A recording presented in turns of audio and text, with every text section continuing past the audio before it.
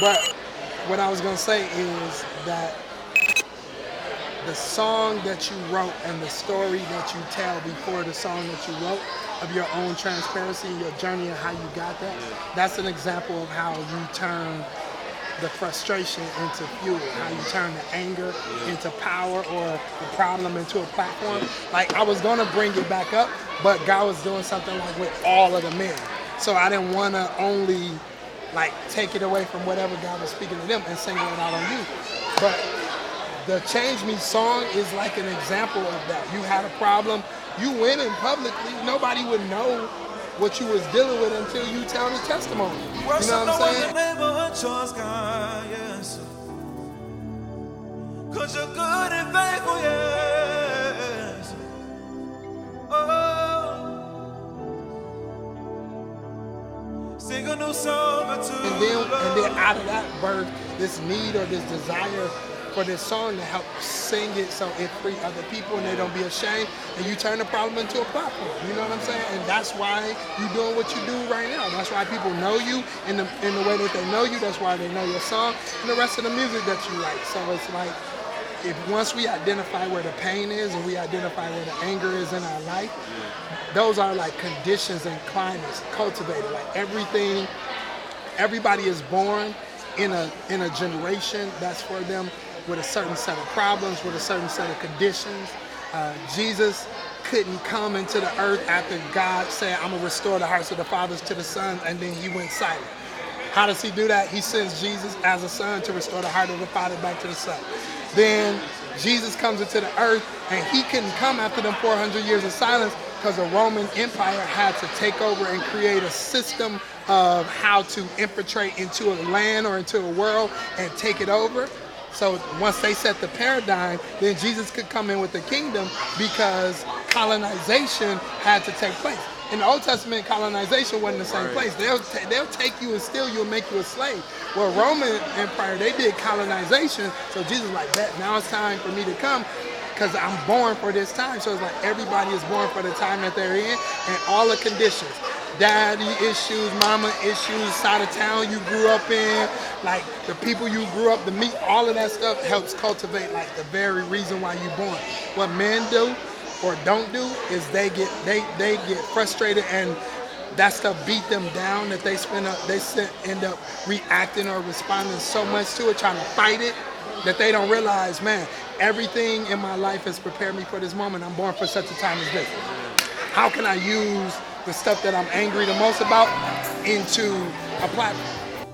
Listen to the words. It says, I've got to change. I cannot do this sin no more, no other way.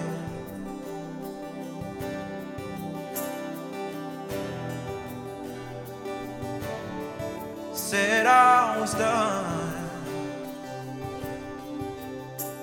but again I'm down in my mess. It's the flesh I have chosen.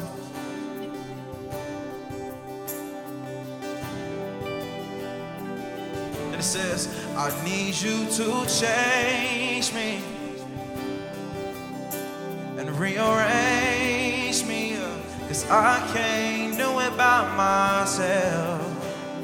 So it takes courage to do it because it's transparency, because nobody know what you was dealing with privately. You know what I'm saying? You can keep that to yourself and to be like, yo, I was struggling with this, I was dealing with this, and then I just was like, Lord, I need you to change me because I can't do it by myself. Boom! If we can get other men to see whatever they private struggles are, don't let the victories outside become vices, then we can get better. You know what I'm saying? That's my heart, man, just to... I feel like us as men, like you said, we're taught not to cry, you know what I'm saying? We're taught, you know what I'm saying? And that's the, like you said, the device of the enemy. That's right. To keep us from... Suppress your emotions. Yeah. So except for in sports. Right. We can show emotion, right. It's allowed. Oh, yeah. Right. You know, it's cheered, we can be angry. Right. But in just real humanity and trying to express an emotion of how we feel and process it properly, we taught to suppress it. Yeah. So what do you do with it? You know, if you mad, what do you do with the absence? What do you do when now you mad because your father wasn't there, but you a father? You mad because you didn't see a marriage, but now you married. Right. And so you like wondering if you figuring it out, or how do you take that frustration and channel it into something that's usable, so it don't just turn into vices.